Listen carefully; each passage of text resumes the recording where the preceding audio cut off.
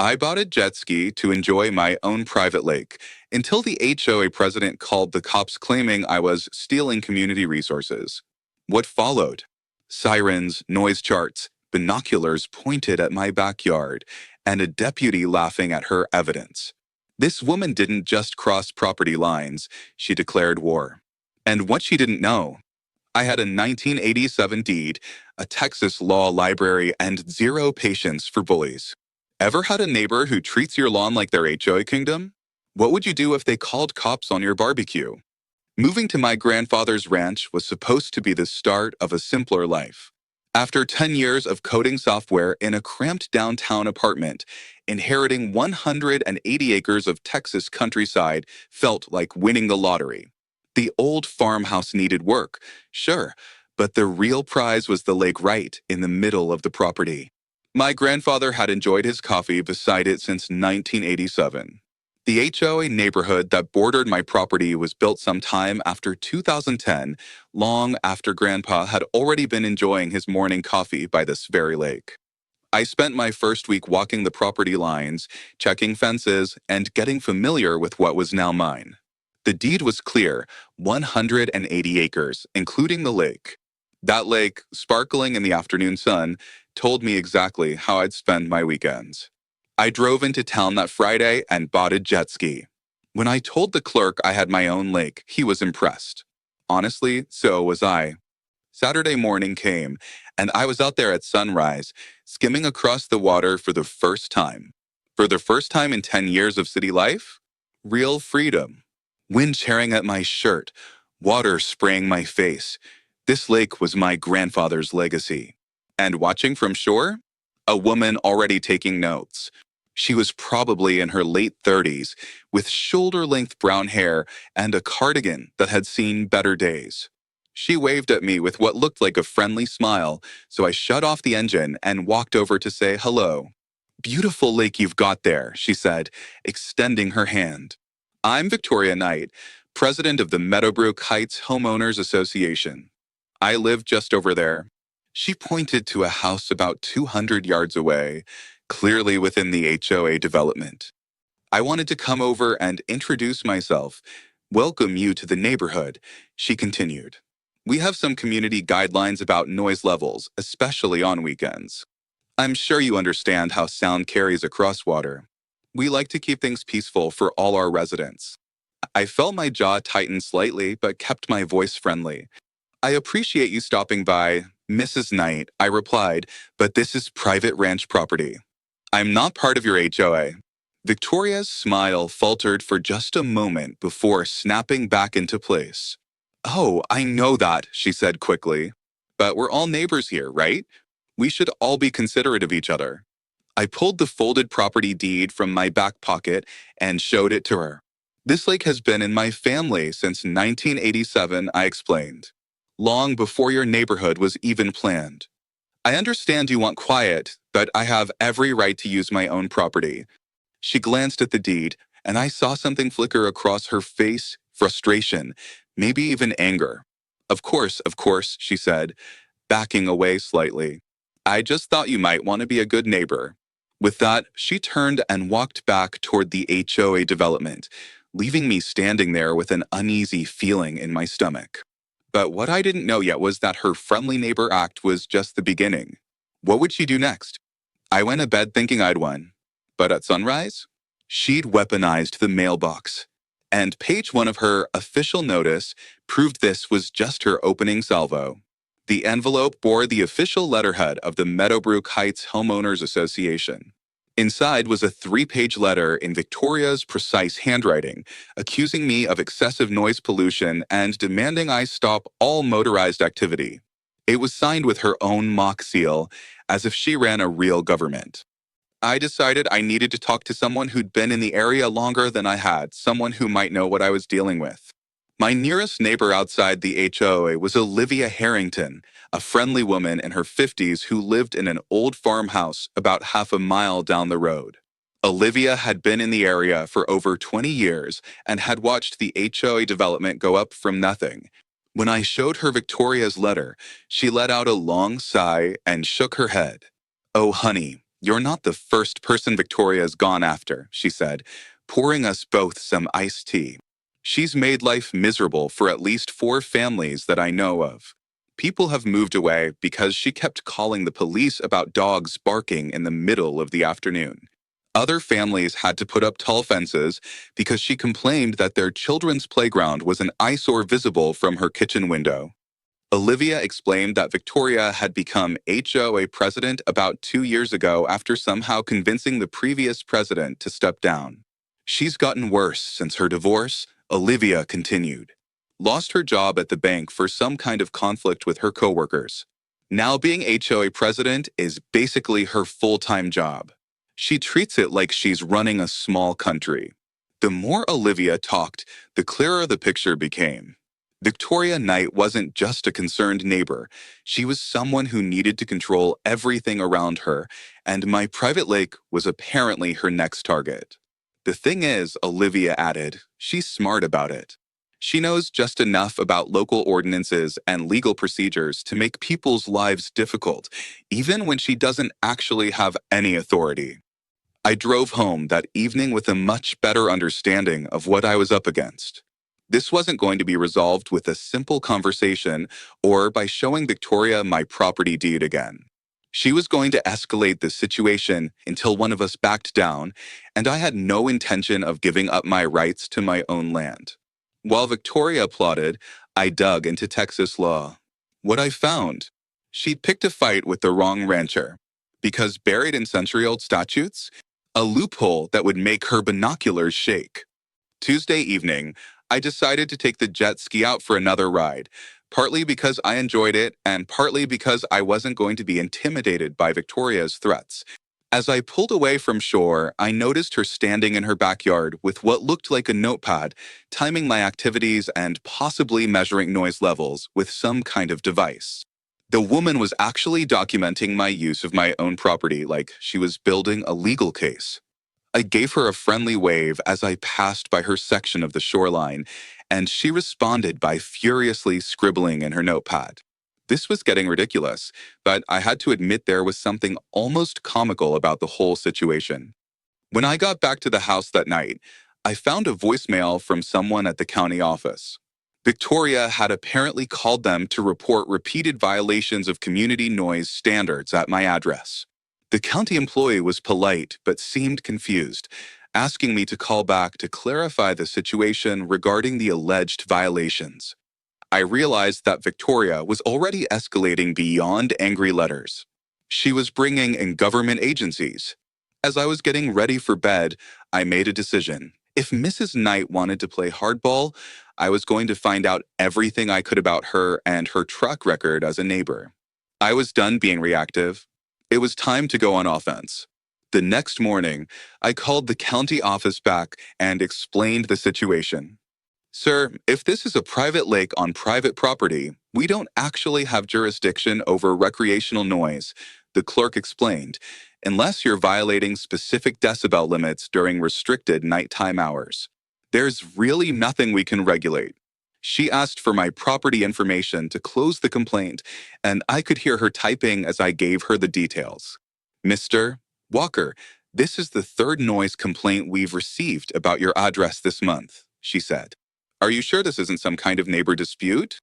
I assured her it was exactly that, and she promised to flag any future complaints from Victoria's address as potentially frivolous. That afternoon brought another escalation I hadn't expected. As I was checking my mail, I noticed a car parked across the street with someone taking photographs of my property. When I walked closer to investigate, the car quickly drove away, but not before I got a look at the driver. It was Victoria Knight. She was now conducting surveillance on my property like some kind of private investigator. The whole situation was becoming increasingly surreal, but I was starting to see a pattern in her behavior. Every time one of her official complaints got rejected, she escalated to the next level of harassment. I had a feeling that her next move was going to involve law enforcement, and I wanted to be ready for it. I spent that evening organizing all my property documents and preparing for what I suspected would be her most dramatic escalation yet. I spent Wednesday morning doing something I'd gotten pretty good at during my software engineering days: online research. Victoria Knight's name turned up in more places than I expected, and none of them painted a very flattering picture. Public records showed she'd been in at least 6 neighborhood disputes, some involving restraining orders and even emotional distress claims. There was a particularly interesting piece from last year about a lawsuit filed against the HOA by a family whose children had been banned from using the community playground because Victoria deemed their activities disruptive to the residential atmosphere. The most interesting discovery came when I searched for property records around my ranch. I found a 2015 record where she tried to buy part of the lake from my grandfather and got rejected flat.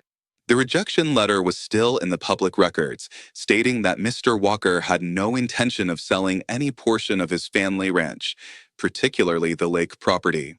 So Victoria's interest in my lake wasn't new. She'd been coveting this water for years. Thursday brought another phone call, this time from someone at the State Environmental Office.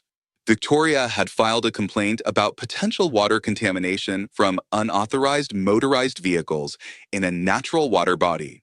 The state worker explained that they were required to investigate all environmental complaints, but sounded as skeptical as the county noise control officer had been. Ma'am, if this is a private lake on private property, we don't actually have jurisdiction, unless there's evidence of contamination affecting public waterways, she explained.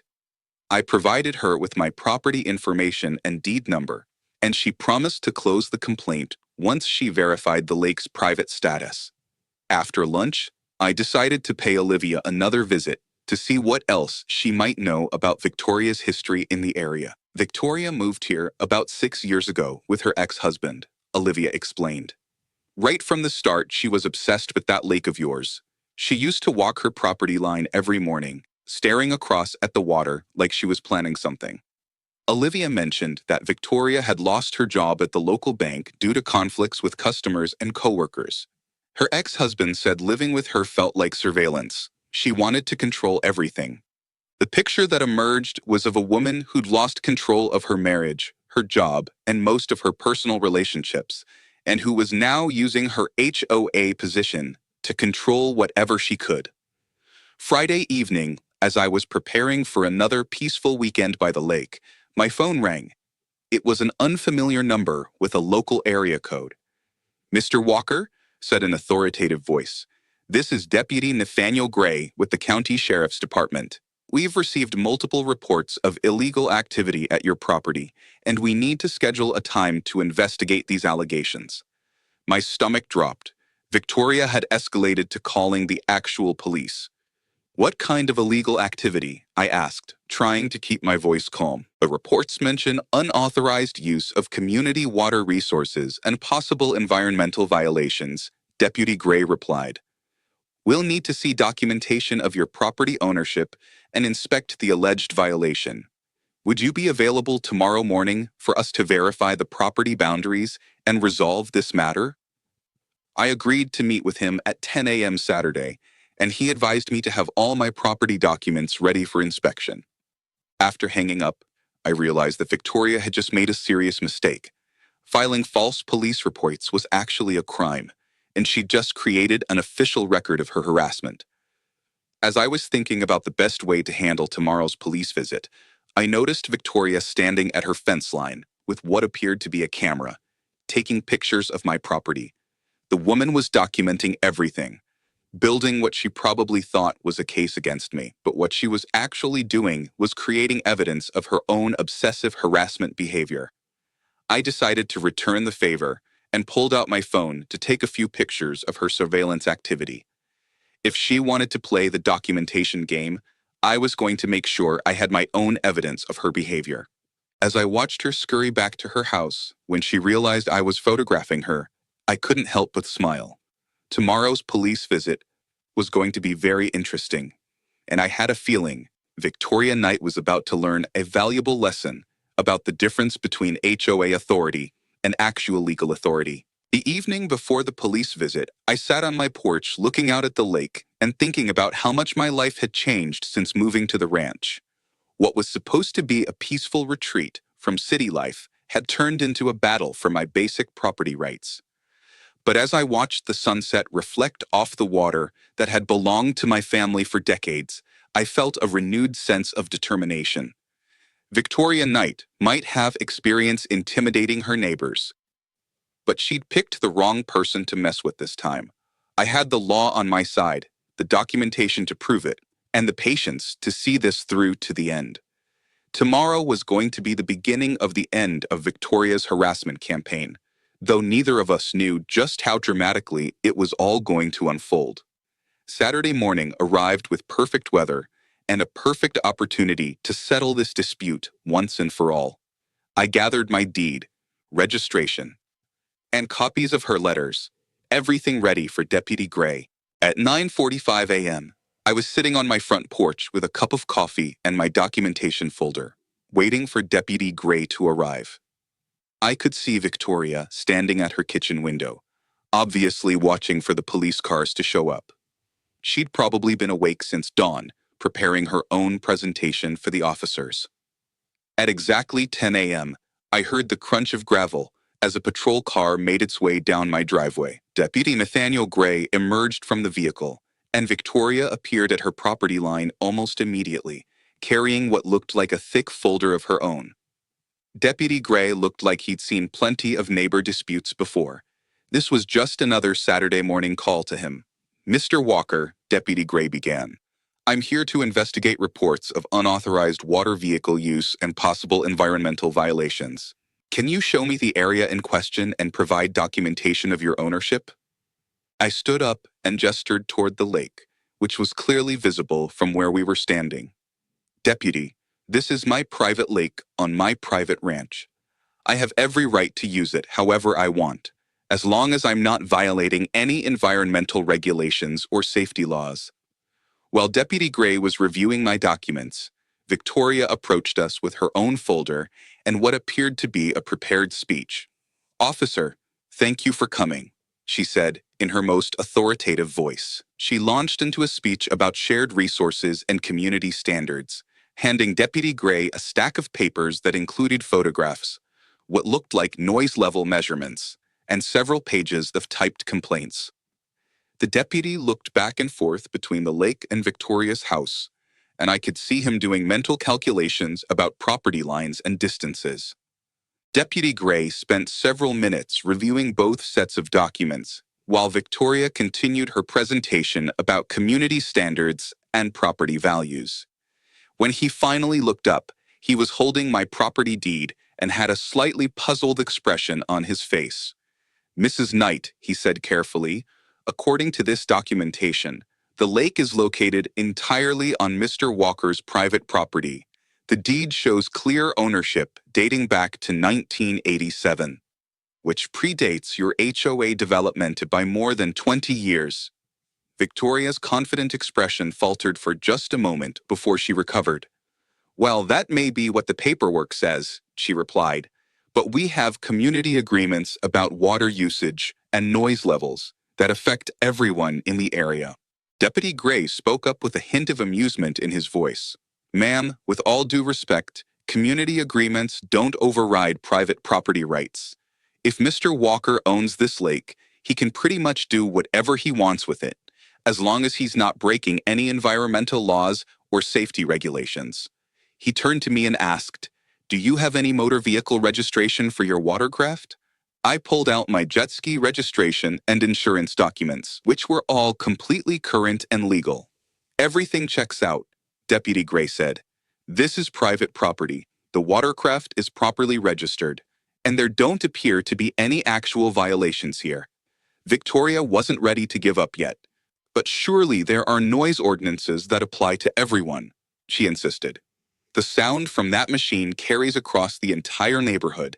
It's disrupting the peaceful enjoyment of our properties." Deputy Gray consulted a small notebook and then looked back at Victoria. "Ma'am, noise ordinances typically apply to activities between residential properties, not recreational activities on private land. Unless Mr. Walker is violating specific decibel limits during restricted hours, there's no violation here." He paused and fixed Victoria with a stern look. However, Filing false police reports is a misdemeanor offense. I'd strongly advise you to verify your facts before making future complaints. As Deputy Gray prepared to leave, he approached me privately. Mr. Walker, I've been doing this job for 5 years, and this is one of the more unusual calls I've responded to, he said with a grin.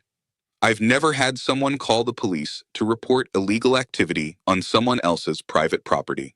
He handed me his business card and added, you might want to document any future harassment from your neighbor, just in case this escalates further. If she continues to file false reports, that becomes a pattern of behavior that we can actually do something about. As the patrol car drove away, I noticed Victoria standing at her fence line, watching it leave with an expression of shock and anger. The friendly neighbor mask had completely dropped, and I could see the real Victoria Knight for the first time, someone who couldn't accept that she didn't have control over my property. That evening, as I was enjoying a celebratory jet ski ride around my lake, I realized that Victoria's escalation to law enforcement had actually backfired in the best possible way. Not only had the police confirmed my property rights, but they'd also created an official record of her false reporting. Deputy Gray's warning about documenting future harassment was good advice, and I decided to start keeping a detailed log of Victoria's activities. As I pulled the jet ski back to shore, I could see her standing at her kitchen window, watching me with binoculars. The woman clearly wasn't done yet, and something told me that her next move was going to be even more desperate than calling the police. I had no idea how right I was about that prediction. Over the next few days, Victoria's behavior became increasingly erratic and obsessive. She started walking the property line multiple times per day, taking photographs from different angles, and even tried to measure the distance from the lake to her house using what appeared to be a measuring tape. It was like watching someone slowly lose their grip on reality. And I knew that the final confrontation was coming soon. Sunday morning brought a temporary peace to my ranch, but I knew it wouldn't last long. Victoria had been humiliated in front of the police, and someone with her personality wasn't going to just accept defeat and move on. I spent the morning doing some routine maintenance around the property, keeping one eye on the lake and another on Victoria's house. Sure enough, around noon, I noticed her walking along our shared property line with what appeared to be a measuring tape and a notebook. She was trying to find some angle, some technicality that might give her leverage over my lake access. I called Deputy Gray. He wasn't surprised.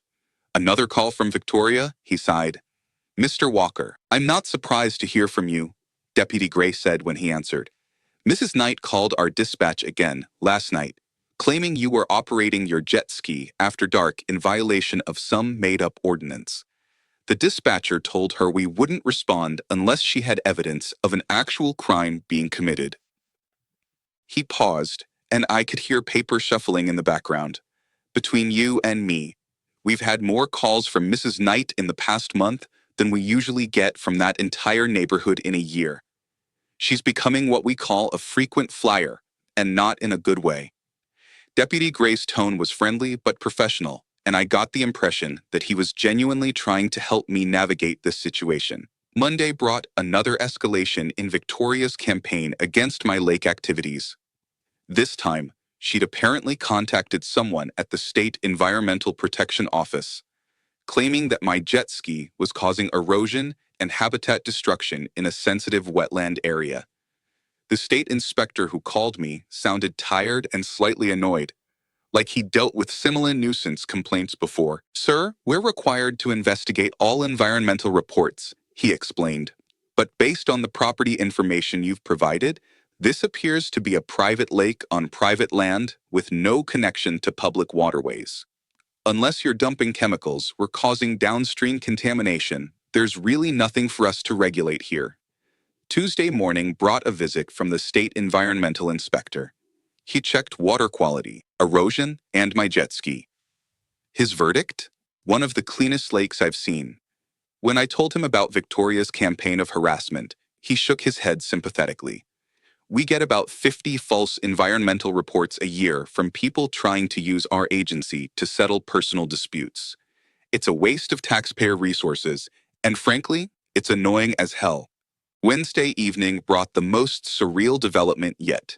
I was grilling dinner on my back porch when I noticed Victoria setting up what appeared to be a tripod and camera at the edge of her property, aimed directly at my lake. She was now documenting my activities with professional equipment, like she was conducting some kind of surveillance operation. I decided this had gone far enough and walked over to the property line to have a direct conversation with her. Mrs. Knight, I called out, "Can we talk for a minute about all this?" She looked up from her camera with an expression that was equal parts determination and desperation. "I'm documenting the ongoing violations of community peace and environmental standards," she announced, as if she was reading from a script. "Victoria," I said, using her first name deliberately, "there are no violations." The police confirmed that. The state environmental inspector confirmed that. "This is my private property, and I have every right to use it however I want." She stood up and faced me directly, and I could see that she was genuinely upset about losing control of the situation. "You don't understand," she said, her voice rising slightly. "I've worked too hard to build a peaceful community here. I won't let one selfish person destroy everything we've accomplished." The conversation was clearly not going to be productive, so I decided to try a different approach. "Mrs. Knight, what if we set up some specific times when I use the jet ski? Maybe weekends only, or just weekend afternoons?" Victoria's response surprised me with its intensity. "No," she snapped. "That lake should be quiet all the time. It's supposed to be a natural, peaceful space, not some noisy playground for your toys." I realized then that this wasn't really about noise levels or community standards. Victoria wanted complete control over everything she could see from her property, including my lake. There was no compromise possible because she fundamentally believed she should have authority over land she didn't own. "I'm sorry you feel that way," I replied, "but this is my property, my lake. I'm going to continue using it responsibly, just like I have been." As I walked away, I heard her call out, "We'll see about that." Thursday morning brought what I hoped would be the final escalation in Victoria's harassment campaign. I was checking my mail when I heard sirens and saw Deputy Gray's patrol car racing down my driveway. My heart sank as I realized that Victoria had made another false report, but this time, she'd apparently claimed it was some kind of emergency. Deputy Gray emerged from the car, and I could see that he was not happy about being called out again. "Mr. Walker," Deputy Gray called out, "we received a report of threats and intimidation. Mrs. Knight claims you approached her property last night and made threatening statements." My stomach dropped as I realized Victoria had escalated to making false accusations about my character and behavior. "Deputy Gray, I did speak with Mrs. Knight last evening," I said carefully, "but it was a civil conversation about trying to find a compromise. I never made any threats or intimidating statements." I could see Victoria standing at her fence line, apparently ready to give her version of events. Deputy Gray pulled out a small notebook and asked me to describe exactly what had happened during our conversation. As I recounted the discussion about setting specific jet ski times and Victoria's angry refusal to consider any compromise, I watched his expression shift from professional concern to obvious skepticism. "Mr. Walker," he said quietly, "would you mind if I took another look at your property deed? I want to make sure I have all the facts straight for my report." I retrieved my property documents from the house, and this time, I included the timeline of Victoria's harassment activities that I'd been documenting.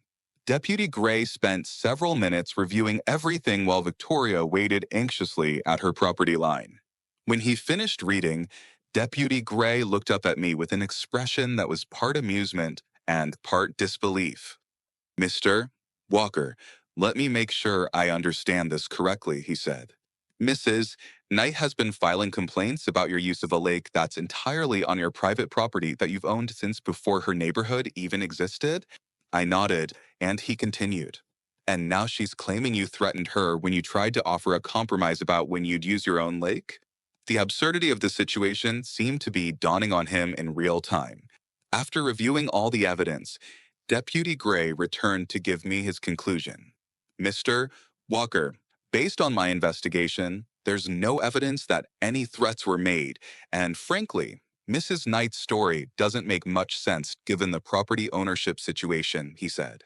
However, this is the fourth false report we've received from Mrs. Knight in 2 weeks, and that's starting to become a pattern of behavior that we need to address. I felt a surge of relief mixed with anticipation. It sounded like Victoria's harassment campaign was about to backfire on her in a serious way. Little did I know that the next 24 hours would bring the most dramatic conclusion to this whole ridiculous situation, and Deputy Gray was going to get the biggest laugh of his law enforcement career. Friday morning, I woke up with a new sense of determination. Victoria's escalation to false police reports had crossed a line that I couldn't ignore, and Deputy Gray's warning about documenting her harassment pattern gave me an idea. If she wanted to make this a public matter, I was going to make it very public indeed. I spent the morning at the hardware store, purchasing materials for what I was already calling my public education campaign. By noon, I had everything I needed to turn my property deed into a neighborhood teaching tool, and I was actually looking forward to Victoria's reaction.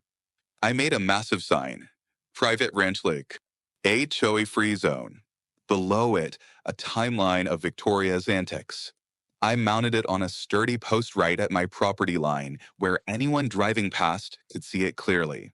The sign also included a smaller notice that read property boundaries verified by county records. Deed on file. It was professional, factual, and absolutely guaranteed to irritate Victoria Knight.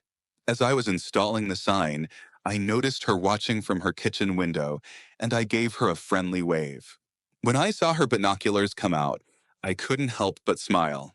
The real masterstroke came when I decided to invite my neighbors over for an informal barbecue and property rights discussion.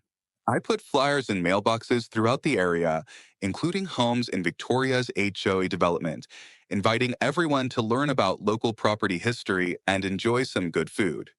Olivia Harrington was the first to respond positively, followed by several families from both inside and outside the HOA community. Even some of Victoria's immediate neighbors expressed interest in attending. Saturday afternoon brought perfect weather for my impromptu neighborhood gathering. About 15 people showed up, including several families with children who were fascinated by the jet ski and excited about the possibility of swimming in the lake. I had prepared a simple presentation about property rights and the history of the ranch. The most popular part was when I showed the original deed from 1987 next to current photos of Victoria's house, demonstrating that the lake had been private property for decades before her neighborhood existed. Olivia asked the question that everyone was thinking.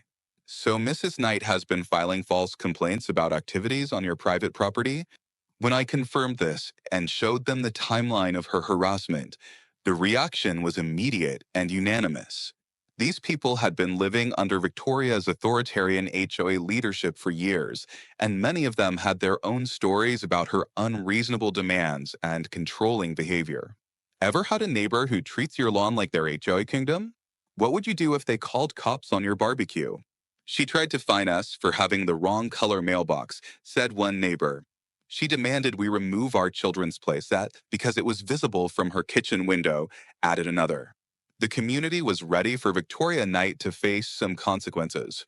As if on cue, Victoria herself appeared at the edge of my property just as I was explaining her pattern of false police reports. She marched across my lawn like she owned the place, carrying what appeared to be a legal document and wearing her most authoritative expression. This gathering is a violation of HOA community standards, she announced to the assembled crowd. I'm ordering everyone to disperse immediately. The silence that followed was so complete you could hear the birds chirping by the lake. Then Olivia started laughing, followed by several other people, until the entire group was chuckling at Victoria's presumption that she had authority over my private property and my invited guests. Mrs. Knight, I said as politely as I could manage, this is my private property, and these are my invited guests. You have no authority here whatsoever. I held up my property deed for everyone to see. This document gives me the right to use my land however I choose, including hosting barbecues, operating my jet ski, and educating my neighbors about property rights. I decided this had gone far enough and walked over to the property line to have a direct conversation with her. Victoria's face was turning red with frustration and embarrassment. "We'll see about that," she said, pulling out her cell phone. "I'm calling the police right now to report this illegal gathering and your continued harassment of HOA residents." Several people in the crowd exchanged glances, and I could see them realizing that they were witnessing Victoria Knight's final meltdown in real time. True to her word, Victoria called 911 right there in front of everyone, claiming that I was hosting an illegal assembly on disputed property and harassing HOA members. What she didn't know was that Deputy Gray had already flagged her number in their system as a repeat false reporter, and the dispatcher was tired of dealing with her complaints. While we waited for the police to arrive, my neighbors continued to enjoy the barbecue and ask questions about property law and HOA authority. Victoria stood at the edge of the group like an unwelcome party crasher, furiously typing notes on her phone and occasionally taking pictures of my guests. When the patrol car finally arrived 20 minutes later, Deputy Gray stepped out with an expression that was equal parts professional duty and personal entertainment. He was about to get the biggest laugh of his law enforcement career, and Victoria Knight was about to learn the hardest lesson of her life about the difference between HOA authority and actual legal power. Deputy Nathaniel Gray approached my property, and I could see immediately that his attitude was different from previous visits. Instead of responding to another one of Victoria's emergency calls, he was clearly here on a different mission entirely. "Mr. Walker," he called out as he walked toward my group of neighbors, "I need to speak with you and Mrs. Knight about an ongoing investigation." Victoria stepped forward confidently, apparently believing that the police had finally arrived to arrest me for some imaginary crime. "Officer, thank you for responding so quickly," she said in her most authoritative voice. "This man has been harassing HOA residents and hosting illegal gatherings on disputed property." Deputy Gray looked at her with an expression that was professionally neutral but privately amused. "Actually, Mrs. Knight," Deputy Gray replied, "I'm not here about Mr. Walker's barbecue, which is perfectly legal on his private property. I'm here because our department has completed an investigation into multiple false police reports filed from your address." Victoria's confident expression faltered as the deputy continued. "Over the past 6 weeks, you've filed 8 separate complaints about activities on Mr. Walker's property, and every single one of them has been determined to be false or misleading. Filing false police reports is a misdemeanor offense in this county, and we take it very seriously." The crowd of neighbors had gone quiet, sensing that they were about to witness something significant. Victoria looked around nervously, clearly not expecting this turn of events. Deputy Gray pulled out his notebook and continued his explanation while my neighbors listened in fascination. "Mrs. Knight, you've reported unauthorized water vehicle use on public property. False, because the lake is private. You've reported environmental violations. False, because the state inspector found no violations.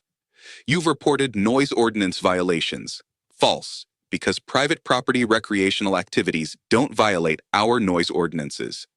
And most seriously, you've reported threats and intimidation, which our investigation shows never occurred."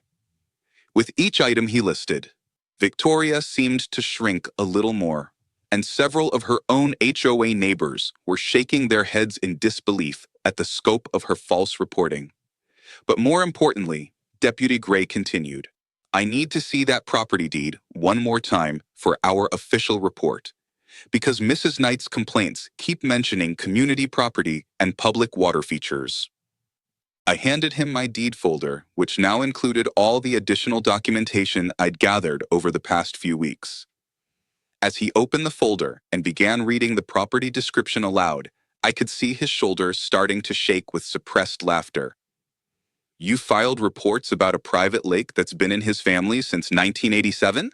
Deputy Gray laughed until he wiped tears from his eyes. "Ma'am, You've been calling the police to complain about a man jet skiing on his own private lake. The absurdity of the situation hit everyone at the same time, and most of my neighbors joined in the laughter. I've been doing this job for 5 years, Deputy Gray continued, still chuckling. And this is the first time someone has reported a crime that consists entirely of a property owner using his own property legally. Victoria was standing there looking mortified as the reality of her situation finally sank in. She'd spent weeks harassing me and filing false police reports about activities that were completely legal on my own private land. Mrs. Knight, Deputy Gray said, becoming serious again, you're being cited for filing false police reports, which carries a fine of up to $500 per incident. You're also being issued a formal warning about harassment, and any future false reports will result in misdemeanor charges and possible jail time. He handed her a citation and continued, additionally, you're legally prohibited from contacting Mr. Walker or entering his property for any reason. If you have legitimate concerns about noise or environmental issues, you need to contact the appropriate agencies directly, not the police. Victoria took the citation with shaking hands, clearly understanding that her campaign of harassment had not only failed, but had resulted in serious legal consequences for herself. As Deputy Gray prepared to leave, he approached me privately with a huge smile on his face. Mr. Walker, I have to tell you, this case is going to be legendary at our station, he said, still chuckling. We deal with a lot of neighbor disputes, but I've never seen anyone work so hard to get themselves in trouble over something so completely legal. You handled this perfectly. You documented everything, stayed within your rights, and let her dig her own hole. He paused and looked back at Victoria, who was slowly walking toward her house with her head down. Between you and me, we've been getting complaints about Mrs. Knight's HOA management from other residents for months. This citation might be the push the community needs to make some changes. As the patrol car drove away, my neighbors continued the barbecue with a much more festive atmosphere. Olivia approached me with a proposal that I hadn't expected. Lucas, several of us have been talking, and we think it's time for a change in HOA leadership, she said. Would you be willing to attend our next emergency meeting and help us understand property rights and community law? I think the whole neighborhood could benefit from someone who actually knows what they're talking about. I agreed to help, realizing that Victoria's harassment campaign had inadvertently brought the community together against her authoritarian leadership style. Over the next few weeks, the changes in the neighborhood were dramatic and satisfying. Victoria Knight was voted out as HOA president by an overwhelming margin, with Olivia Harrington winning the election to replace her. The new HOA board immediately rescinded most of Victoria's excessive rules and regulations, including the restrictions on children's play equipment and the requirements for specific mailbox colors. Victoria herself put her house up for sale within a month, unable to face the daily humiliation of living next to the lake she'd tried so hard to control. The for sale sign on her lawn became a symbol of justice for everyone who'd suffered under her petty tyranny. The best part of the whole resolution was that my weekend jet ski rides became a neighborhood tradition. Olivia's new HOA policy specifically acknowledged private property rights, and several families asked if their children could occasionally use the lake for swimming and fishing. My private ranch lake became a community asset in the best possible way, through mutual respect and voluntary cooperation rather than authoritarian control. Every time I see Deputy Gray driving through the neighborhood, he waves and grins, and I know he's still telling the story of the HOA president who called the police to report crimes that consisted entirely of a man using his own property legally. And that's the story of how a simple property deed can make a deputy laugh until tears come to his eyes.